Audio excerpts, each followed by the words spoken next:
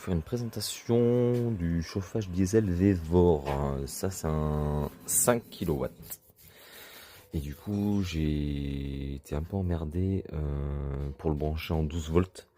Il a fallu que j'achète un transformateur en fait qui passe du 12 au 220 pour pouvoir le brancher sur la station Vevor, bien sûr. Qui fait bien le taf en vrai, parce que là j'ai pu le tester quand je suis parti en road trip. Franchement, je suis parti un week-end en montagne. Je l'ai allumé du coup toute la nuit. Du coup, j'ai fait 2 nuits. Et là, je crois qu'il est juste. Là, il me reste à peine, je crois, un demi-litre de gasoil dedans. Donc, du coup, j'ai bouffé 5 litres de gasoil pour 2 jours. Je trouve que c'est vachement économique en fait. Donc, et puis, il faisait une bonne température dans la voiture. Donc, du coup, on va peut-être l'allumer. Bon. Bien sûr, ça cause en anglais. Ça cause pas en français.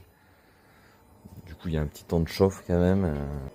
Et surtout, quand vous l'éteignez, il faut bien le laisser. En fait, il faut le laisser brancher jusqu'à temps qu'il se coupe. Parce que si vous le rallumez, je peux vous garantir, là, mon pauvre, c'est une fumée là. Parce que là, en fait, le pot d'échappement, je l'ai fait sortir par ici.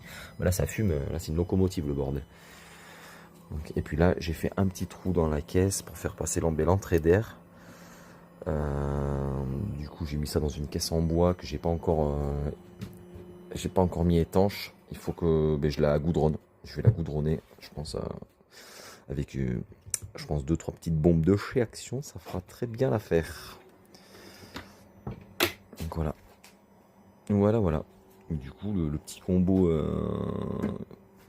Vevor là, ça marche très bien. Très bien. Parce qu'en fait, de le mettre en 12 volts, en fait, arriver à 130 watts, et ben, c'est en sécurité. Et quand la pompe va se mettre en route là, parce que la pompe elle s'est pas encore mise en route, ah ben là ça monte à je sais plus combien d'ailleurs, il faudra que je regarde. Ben vous voyez, tu vois, là 131 serait coupé. Voilà.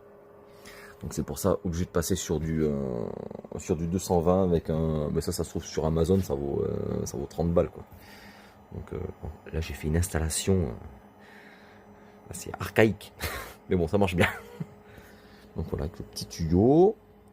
Et ça, j'ai mis ça. Bien sûr, ça. Vous voyez, la pompe à ciment haute. J'ai mis ça au niveau de la fenêtre en fait. Et j'ai fait une saignée là, tout le long, pour le mettre dans la fenêtre, coincé en haut quand je monte. Et ça, je viens le mettre dedans. Et en fait, j'ai la bouche d'air. Ça souffle dans la voiture. Donc voilà. Et là, on peut voir que là, ça souffle. Pour l'instant, c'est froid.